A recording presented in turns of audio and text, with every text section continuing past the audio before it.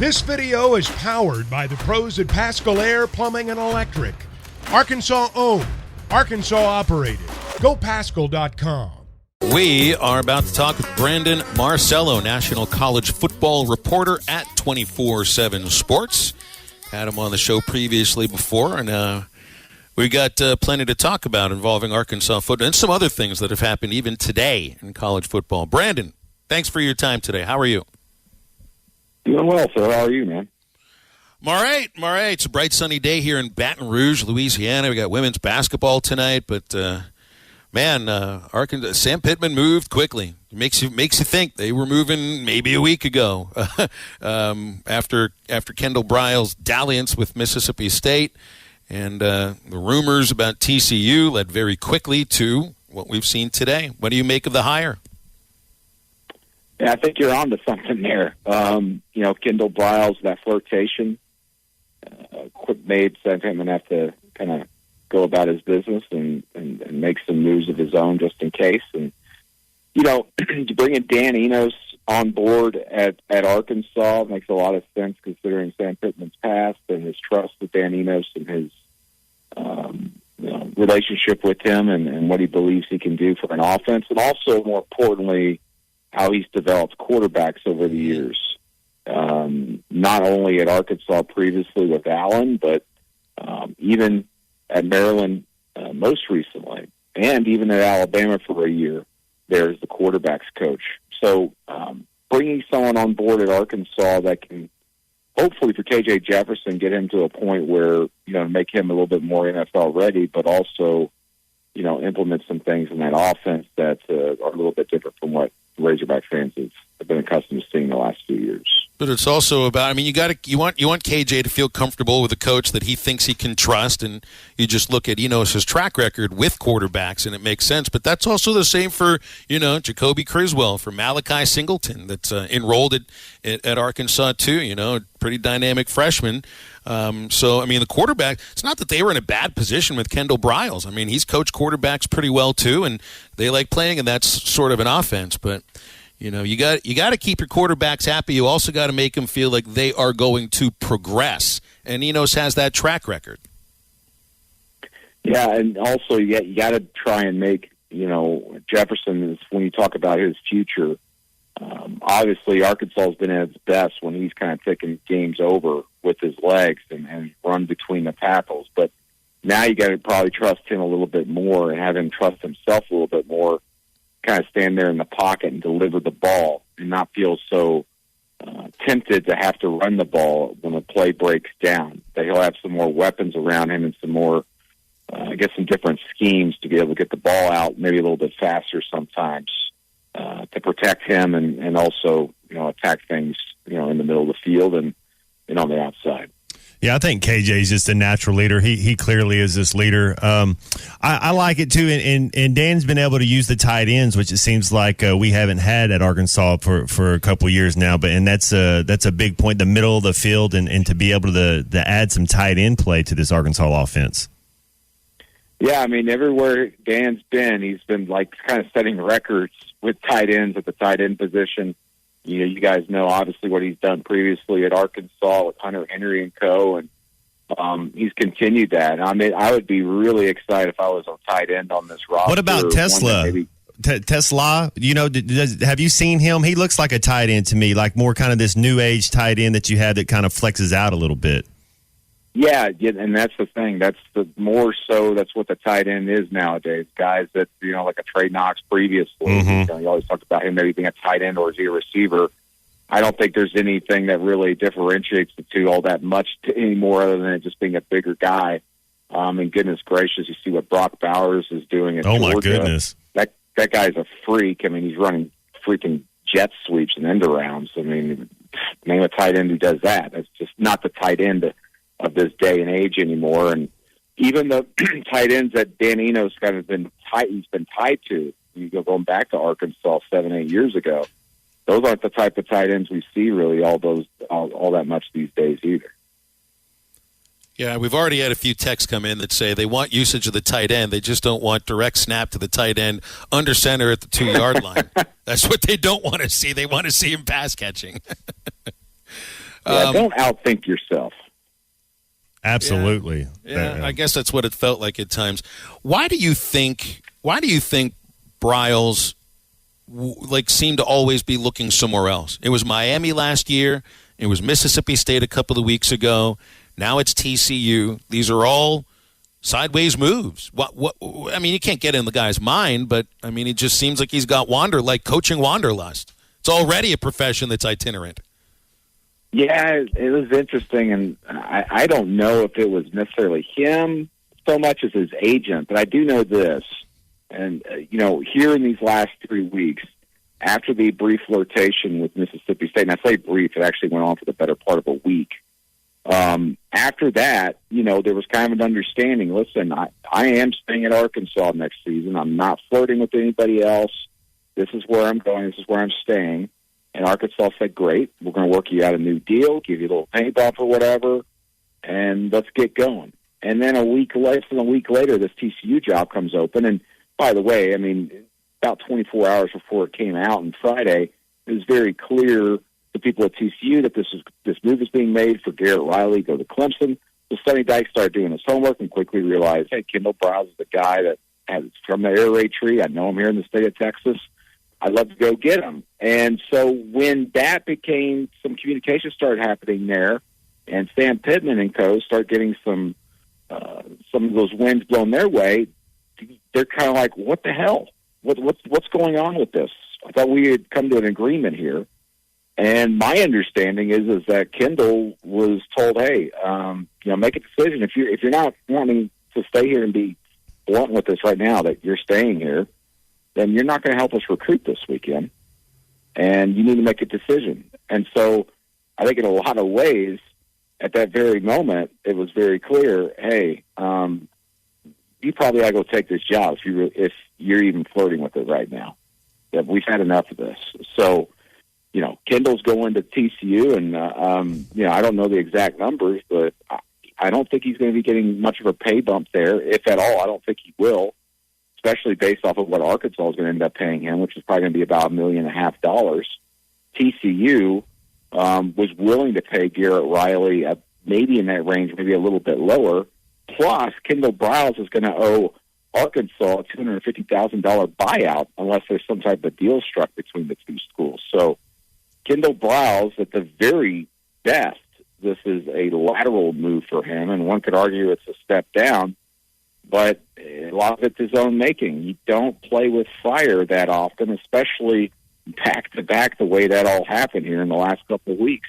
Who got better, TCU, Clemson, or Arkansas, since that seemed to be the way it goes? You mean, I think Clemson might have had the best deal because they have more talent, but who wins more game next year, Arkansas or TCU? I'm going to say TCU still because of its schedule in the Big 12 next year. It hasn't been released yet, but the Big 12 is obviously going through a period of change here when you got UCF and Cincinnati coming in, and also Houston. And then you look at the rosters for those programs, at least as it stands right now. They're going to be taking a little bit of a dip next season. And I think with Oklahoma State kind of taking a half step back, some issues there, I think TCU has an opportunity to still maybe win 9, maybe 8 games next year. I still think Arkansas, I think, is going to struggle a little bit next season. I think it's about to be a 500 type year. Losing all that production at receiver, losing 3 starting offensive linemen. They have got to fix that defensive secondary. And obviously they're hitting the transfer portal hard to get that done.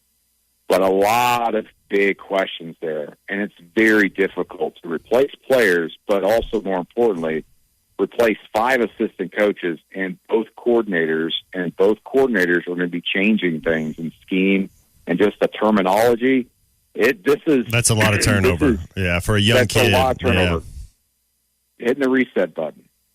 Well, the good thing is we got it done. They'll get to go through it in spring ball, and I had a similar situation like that. But it's tough, and you go in and hopefully you can keep some of the terminology the same, especially if the concepts are real similar and the same, and make the transition easier. Yeah, absolutely, and you see that everywhere. You try to merge the language, and I'm trying to actually remember here at a big Power 5 program recently. they were running not necessarily a similar offense, but they were trying to use actually the same terminology, at least in spring practices, for similar looking plays, just so they could try to simplify things just from a language barrier standpoint. And then they changed it in the summer when they had a few months for the kids to actually just kind of study the terminology. But I do think it's difficult. But as you know, Matt, when you get in the spring ball, it isn't like they're throwing 150 plays. It's your simple stuff. It's your base stuff. Yeah. Yeah. You're running your base stuff and you're going over it again and again and again and again. And, they're trying to just figure out where the players fit and everything. So it'll be fun. Well, they're still not done in the transfer portal, so I don't know what to make of what it'll look like next year because they've got a lot of spots they can still fill. I saw earlier today, speaking of filling spots, they're just packing together a pretty interesting quarterback room over there in Oxford. Former Oklahoma State quarterback Spencer Sanders now joining Jackson Dart and Walker Howard at Ole Miss. We thought Howard would kind of walk away with that job. Dart's the incumbent starter. Sanders is really good. That might be the most interesting quarterback battle in the SEC, and we can say that here in the middle of January. Yeah, and I've been straight up told it will be a three-way battle in the spring. They're going to be all on even footing, and that's going to be fascinating to watch. Jackson Dart just wasn't as dynamic as they kind of had hoped, and you could see they pulled back a little bit from him and his responsibilities as the season progressed. And Spencer Sanders is so interesting because, he's got all these numbers, more than 9,000 yards passing and everything, 67 touchdown passes, but he's turnover prone. He's got 40 interceptions in his career. He also fumbles the ball. He's had 2 games in the last 2 seasons with 4 interceptions in a single game. He's very up and down. But, man, when he's good, he is on. He'll have a 4-touchdown game, no interceptions, no turnovers, looks magnificent. And then he'll come back around and throw no touchdowns and have 4 picks like he did against Baylor last year. In fact, against Baylor last year, he threw 1 touchdown against 7 interceptions in 2021, I should say. So you're looking at a quarterback here that's just veteran guy, knows how to win, had a great record, but you don't know what you're going to get from him week to week. And going in against these SEC defenses are going to be a little bit different as well if he were to win that starting job. But I think the big-time wild card in all this is Walker Howard. What is he capable of? We haven't seen it yet. You hear good things in the practice squad stuff, and none of these quarterbacks have been promised anything. This is really going to be a fascinating quarterback battle there, and I really don't know who will end up being on top there. But I know this: if he somehow keeps all 3 of them on campus, goodness, has he got maybe the deepest quarterback room in the SEC? To be quite honest with you.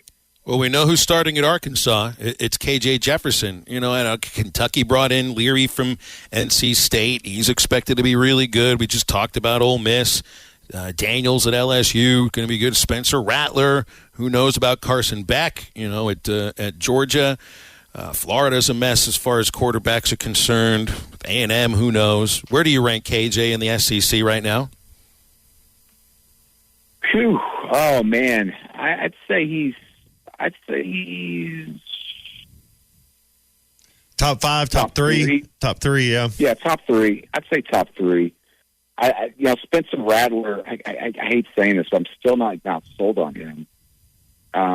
Just because I've seen him in person in 3 games in his career, once at Oklahoma and twice at South Carolina, and I'm not trying to compare him to Spencer Sanders, but it's just he sometimes gets a little too wild out there. But goodness gracious, I will say this: I trust that Dowell Loggins is going to continue his trajectory up as his offensive coordinator there. And then, speaking of which, I know Arkansas fans don't want to hear that, but what Dowell's going to do as a coordinator is really going to be fun and interesting to watch because he's never run a college offense, 1, and 2, he's going to meld all kinds of concepts and different ideas he's picked up along the way. And Dowell, knowing his mind and the way he is, man, if he had chose to follow the college football path instead of the NFL path, he would be probably be a Power 5 head coach right now because he would have really gone up the offensive coordinator ranks very quickly. He was the most overqualified position coach in college football last year, that's for sure.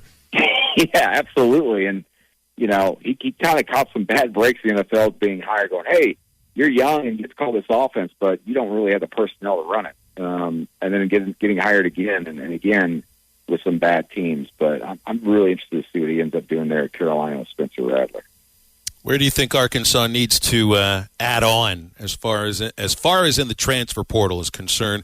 Because I'd read most of your long form about winners and losers in the transfer portal, and again, it's not finished. It's not finished because first of all, there's still scholarships to use, and there's another portal window coming after spring ball. But you do have Arkansas listed amongst the losers as far as the transfer portal is concerned. What do you think they need to get in the portal, ready-made guys who can get out there and play right now? Well, I number one, I didn't write that. It was a colleague of mine, Chris Summer, and I haven't read it, so I have no idea what he even wrote. But and I don't even know exactly what Arkansas has got right now as far as people they've had transfer in. I've been following this coaching carousel of the football playoff up until a week and a half ago, most recently in some coaching conventions. But you tell me do you feel like they've solidified defensive backs? Because that's my big question. After watching them in person this year, that had to have been the biggest disappointment out of the portal last year. They thought that they had some guys to fit and fill those spots, and that just didn't happen. And then also, hey, there's still a staff opening at Arkansas. Who are they going to hire there to replace Dominic Bowman? And I don't know if they're necessarily close to making a hire there based off the conversations I had earlier this morning. So that to me is a big weak spot. And of course, linebacker. Goodness gracious, losing two guys like Bumper Pool and Drew Sanders. And you guys tell me. I think Drew, just as far as athleticism and ranginess, might be the best linebacker they've had in I don't know how many years. I don't think that's the kind of player that you replace necessarily. They just need a linebacker who can produce. I don't think you're going to find somebody that's quite that good. But I mean, I think that they need somebody at each level defensively: edge rusher, linebacker, more help in the secondary, more than one defensive back, and then I think they got to look at tackles on the offensive side. Yeah, I was having a conversation with some folks last week. It doesn't sound like Arkansas is going to be hitting the portal all that hard for offensive tackles, based off what I've been hearing. So keep an eye on that. I like some McAdoo. I think he's a guy that can be a first or second team all conference cornerback, and he'll come up and hit you. And speaking of D-backs, man, we gotta tackle better. And it's not just as much as the game is spread out and tackling in space. I get the whole idea of covering, but man, we couldn't tackle anybody last year in the defensive secondary, and that hurts you worse than not being able to cover because I mean it was ridiculous. Yeah, that's the thing. Receivers nowadays, they're going to catch the ball. You just better tackle them there in open space. You're exactly right. That's the big thing. Don't let too many big passes over your head, but goodness gracious, tackle. Keep everything in front of you, which is what happens, and you got to tackle. You got to be physical to play corner these days. Brandon, thanks for coming on today. We appreciate your writing and your time. Thank you so much. Look forward to doing this again sometime. Thanks, guys. Matt Jones, my favorite moment of yours ever is you slam dunking the football against Ole Miss. Well, dude, thanks for joining us, Brandon. We appreciate it, man. All right, man. See you. You can follow him on Twitter, Marcello, Brandon Marcello from 24/7 Sports. Halftime brought to you by Crabtree RV Center in Alma, the dealership that served you in the River Valley in Northwest Arkansas for over 7 decades. They're on a 17-acre, 26,000-foot showroom floor right at the junction of I-40 and I-49 in Alma beside the Cracker Barrel. It's Crabtree RV Center, helping your family find the best experience from choosing the right RV for your adventures. The service and parts department can take care of you if they need in between. That's Crabtree RV, making your family's dreams come true for over 70 years and 4 generations. Their website, crabtreerv.com. Phone lines open in the next segment, 877-377-6963. The home stretch of halftime, and we'll be right back.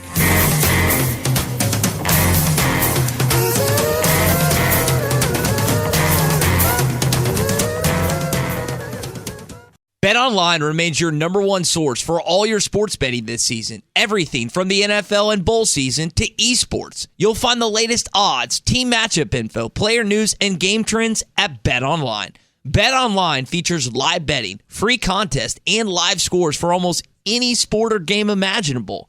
We're the fastest and easiest way to bet on all your favorite leagues and events. Head to betonline.ag to join and receive a 50% welcome bonus on your first deposit. Make sure to use the promo code BELIEVE to receive your rewards. That's BLEAV. Bet online, where the game starts.